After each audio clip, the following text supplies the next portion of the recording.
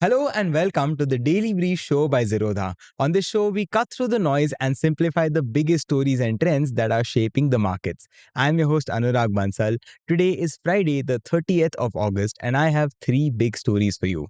You can find us on Spotify, Apple Podcasts, or wherever you consume your podcasts. And if you like reading instead of watching or listening, you can also consider subscribing to our No Spam newsletter for a quick rundown. You can find all the links in the description. So let's start with the stories. In the first story today, I talk about Maruti Suzuki's strategy with electric vehicles. In the second one, I talk about how analysts are disappointed with NVIDIA's latest results. And in the third and final story, I talk about AI replacing call center jobs across the world.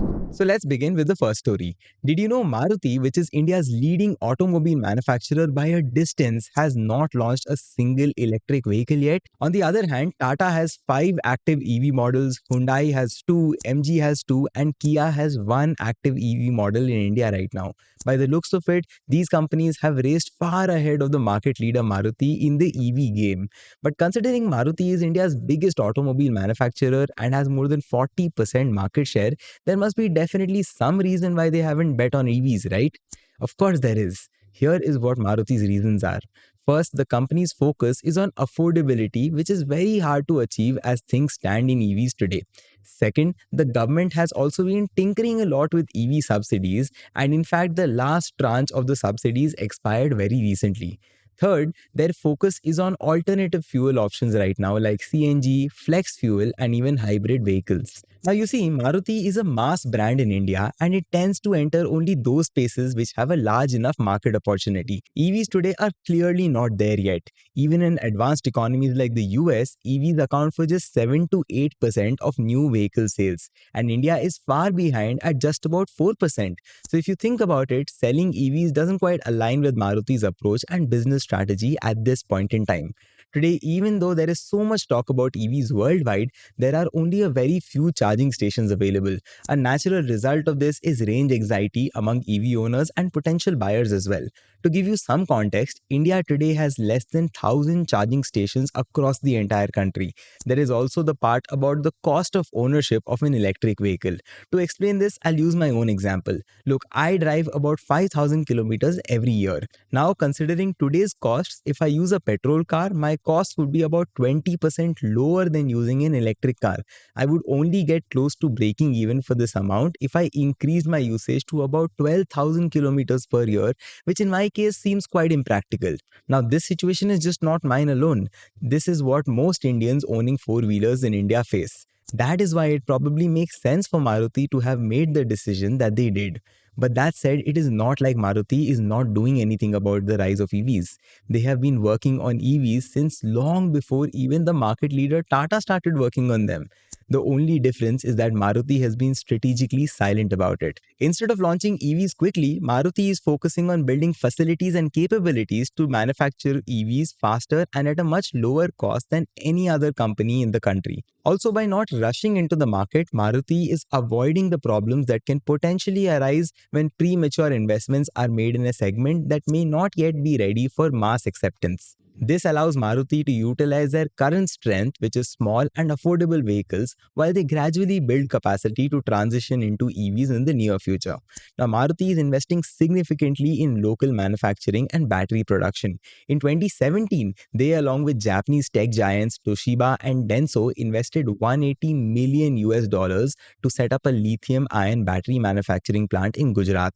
Now, this plant is India's first lithium-ion battery manufacturing facility, and it will help Maruti source battery packs at a cost that is much lower than any of the other Indian manufacturers.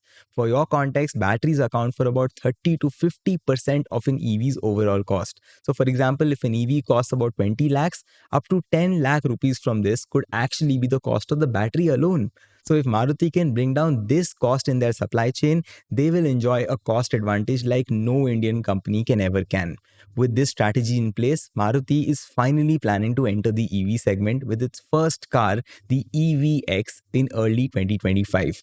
Currently though, Maruti is using its battery manufacturing facility to source batteries for its hybrid vehicles. But why hybrid? That is because hybrid vehicles are much cheaper to produce as compared to EVs because they have smaller batteries. Most likely, Maruti is using hybrid vehicles to safeguard its bets in the EV space in case adoption curve slows down. So, if Maruti's overall EV strategy is looked at, it is probably safe to say that they are doing enough and more to maintain their place as the top vehicle manufacturer in the country, even if and when EVs take over in the future. Now, moving on, let's talk about NVIDIA's latest earnings reports and why analysts are upset about it. Look, unless you've been living under a rock, you would have heard about NVIDIA. It's arguably the most important technology company in the world right now. They design chips that power the entire boom in artificial intelligence that we see today. While NVIDIA was a large and popular company, it became a part of pop culture, so to speak, starting around 2022 when ChatGPT burst into the scene. Suddenly, everyone was simultaneously talking about AI and getting scared at the same time as well. Now, thanks to a series of lucky coincidences, NVIDIA found itself at the heart of the supposed AI revolution. Their graphic processing units or GPUs, which were originally designed for rendering complex graphics, turned out to be ideal for running AI algorithms. NVIDIA's market cap exploded from about $300 to $400 million to a staggering $3 trillion thanks to the AI boom. Now, it has gotten to the point where Nvidia alone makes up over 6% of the S&P 500. To give you context, around 2 years back, this number was around just 1%. So now when Nvidia moves, so does the S&P 500, and that is how powerful the company is. Today, almost every big tech company, Microsoft, Google, Meta, and Amazon are all pouring money into AI, and they're spending over $100 billion this year alone to build infrastructure needed for the future AI technologies. They're all doubling down and hoping to be ready before their competitors take over. And in all of these cases, NVIDIA's chips are key to making that happen. Now, while there's a lot of excitement around AI about how it's going to change the world, make some jobs obsolete, and even bring a new industry or new jobs, not everyone is convinced that it will transform the world overnight. And if that thesis does play out, NVIDIA's spectacular rally will fizzle out eventually. Right now, though, NVIDIA is pricing in nothing short of a revolution. And I mean a total revolution that changes absolutely everything. If that revolution does not arrive, then NVIDIA's price chart may look like a horror movie eventually. Economist Darren Ajimolo suggests that the productivity gains from AI might be more modest than some people predict. He thinks that while AI can automate some tasks, the idea that it's going to drive massive productivity growth is kind of overstated. He estimates that AI could increase productivity by about 0.66% over 10 years, and that is perhaps not the same revolution that some are expecting. Now, despite all the debates, NVIDIA's recent financial results are undeniably impressive, although some analysts still seem sad and I don't understand why. Here is how they performed.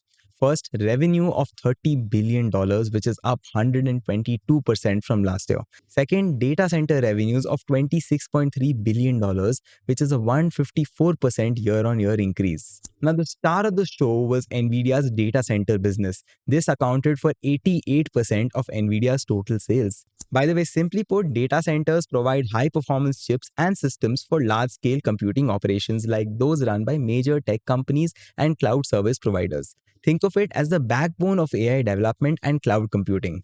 But it is not all smooth sailing. NVIDIA has also faced delays in their next-gen Blackwell chips, which promise to be a game changer for AI models. The delay is caused by manufacturing issues and has pushed back shipments by a few months. This seems like a big deal because these chips are very crucial to train the next generation of AI models. Companies like Google, Microsoft, and Meta are already lining up to get their hands on these chips. NVIDIA is managing the transition, but with competition heating up, they cannot afford too many hiccups at this point in time. NVIDIA is not just a chip company anymore, it is a market mover with a lot that is riding on its shoulder. As long as AI continues to grow, NVIDIA will likely keep its top spot, but there is a lot of pressure on them. Big tech companies are betting billions on this technology of AI, but how it will all play out is still up in the air. AI could possibly end up changing everything that we see today, or it could also end up becoming another overhyped promise. Only time will tell. But that said, AI is definitely taking away some jobs. And that brings me to the third story of the day, which is talking about AI taking away BPO jobs. You see, the Indian call center market is worth 28 billion US dollars. But with the threat of AI growing day by day, this industry could be in for some very serious disruption. We are already getting a sense of how bad the disruption will be in Philippines, which is also a favorite destination for people wanting to outsource their customer services. Avasant, which is an outsourcing advisory firm, predicts that around 3 lakh BPO jobs could be lost due to AI integrations in the Philippines.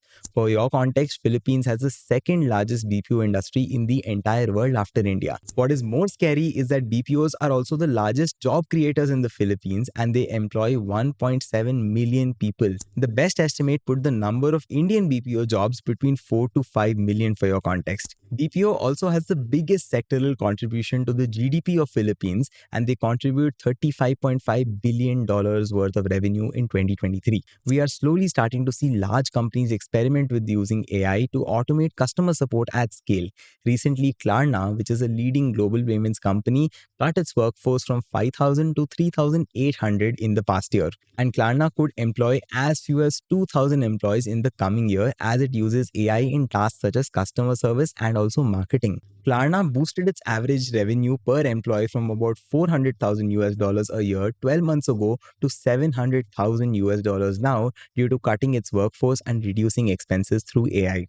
Now, if a business saves such a hefty amount of money, there is reasonable chance that more and more companies across the world will start experimenting with AI technologies and adopt them. Back to home in India, here is what the management of some of these IT companies have to say about AI and jobs. TCS CEO says, and I quote, "In an ideal phase, if you ask me, there should be very minimal incoming call centers having incoming calls at all. We are in a situation where the technology should be able to predict a call coming and then proactively address the customer's pain point." On the other hand, though, the CEO of Infosys, Salil Parekh, says that Infosys is not likely to lay off people due to new age technologies, including AI. He said, and I quote, "We don't see any layoffs in Infosys with these new age technologies. And in fact, we continue to increase our recruiting as the economic environment changes." Meanwhile, HCL's former CEO, Vineet Nair, said that because of automation, IT companies will need 70% less people than they used to in the same task before. But he further advised against mass layoffs in Indian IT companies due to AI. He argued that it is unethical and potentially harmful to the industry's future.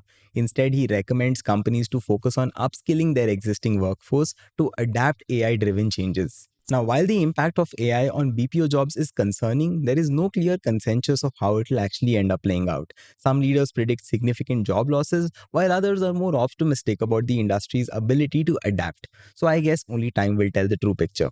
That's all the news I have for you today. I hope you found value in today's episode. I'll see you tomorrow. Take care and goodbye.